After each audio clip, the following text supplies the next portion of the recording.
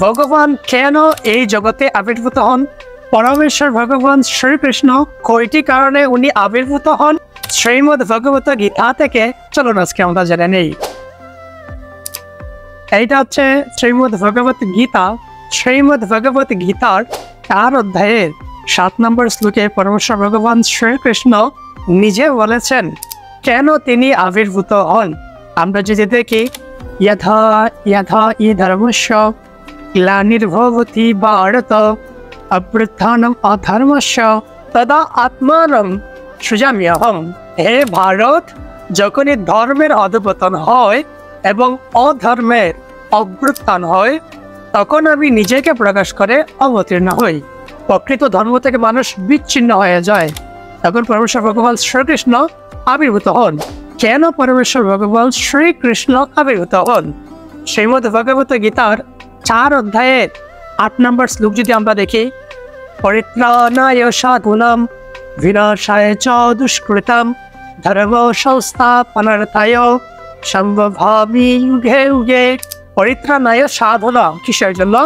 সাধুদের রক্ষা করার জন্য এবং দুষ্কৃতকারীদের বিনাশ করার জন্য এবং ধর্ম সংস্থাপন করার জন্য, ধর্ম পুনরুদ্ধারের জন্য পরমেশ্বর ভগবান শ্রীকৃষ্ণ যুগে যুগে অবতীর্ণ হন। 3টি কারণে আবির্ভূত হন: সাধুদের রক্ষা করার জন্য, দুষ্কৃতকারীদের বিনাশ করার জন্য, ধর্ম সংস্থাপনের জন্য বা পুনরুদ্ধারের জন্য। ধর্ম পুনরুদ্ধার কি?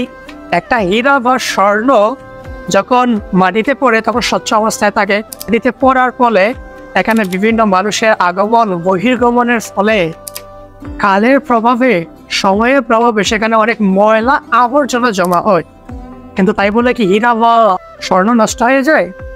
জাস্ট অন্য কেউ এসে যখন সেটা খনন করে, তখন সেটা ভালোভাবে পরিষ্কার করে সেটা ব্যবহার করে বা সেটা পায়, পুনরুদ্ধার করে।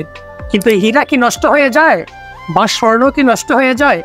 স্বর্ণ স্বর্ণই থাকে, হীরা হীরাই থাকে, জাস্ট কালের প্রভাবে এটাতে ময়লা আবর্জনা জমা হয়।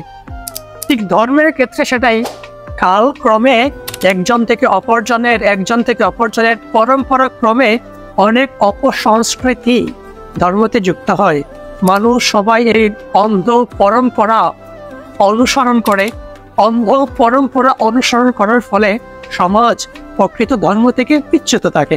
তখন পরমেশ্বর ভগবান শ্রীকৃষ্ণ সেই ধর্মকে পুনরুদ্ধার সংস্থাপনের জন্য যুগে যুগে অবতীর্ণ হন।